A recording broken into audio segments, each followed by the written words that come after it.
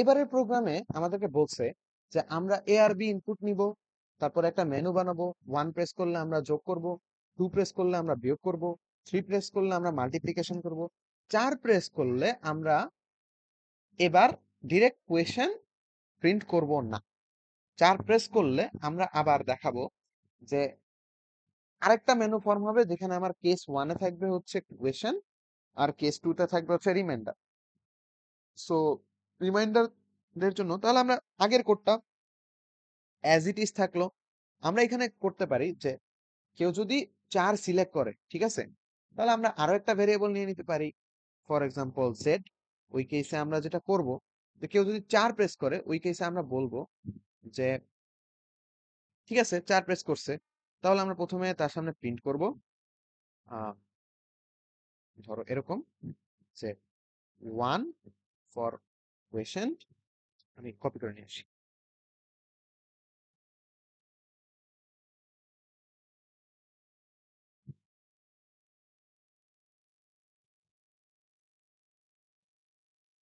1 for question and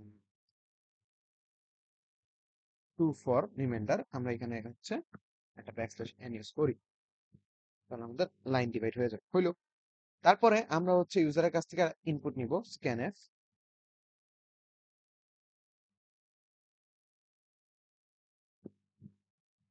percent D, যেটাকে আমরা store করব জেড এর মধ্যে, পার্সেন্ট অফ জেড করলাম।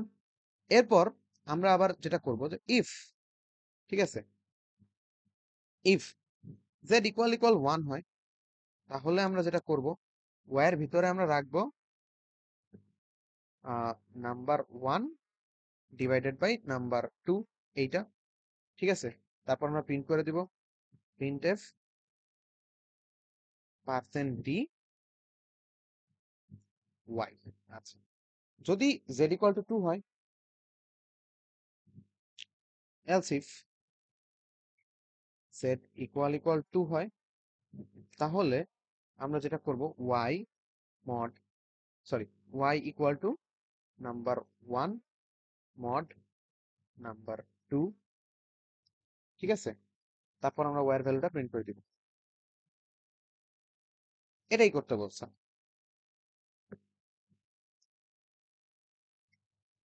জেড এই। এবার যদি আমরা প্রোগ্রামটা রান করি, তাহলে ফর এক্সাম্পল আমরা দিলাম 10 আর 2। এবার আমি করব হচ্ছে যে, আচ্ছা 4 নাম্বারে আমরা কোয়েশ্চেন দিছিলাম, আমরা এখানে ডিভিশন দিয়ে দিই 4 নাম্বার চয়েসটা।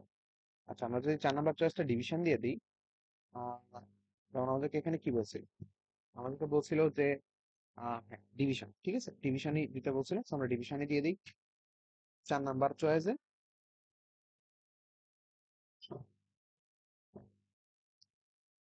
আমরা ডিভিশনই দিয়ে দিলাম, ঠিক আছে। সো এবার যদি আমরা রান করি, তাহলে যেটা হচ্ছে 10 আর 2, ওই কেসে আমাকে জিজ্ঞেস করতেছে যে আমার চয়েস কোনটা। তো আমি যদি 4 দিই ডিভিশন, তাহলে আমাকে বলতেছে আমি কোয়েশ্চেন চাই নাকি রিমাইন্ডার চাই। তো আমি যদি কোয়েশ্চেন দেই, তাহলে আসতেছে আমার 5, 10/2 তো 5। আশা করি প্রোগ্রামটা বোঝা গেছে।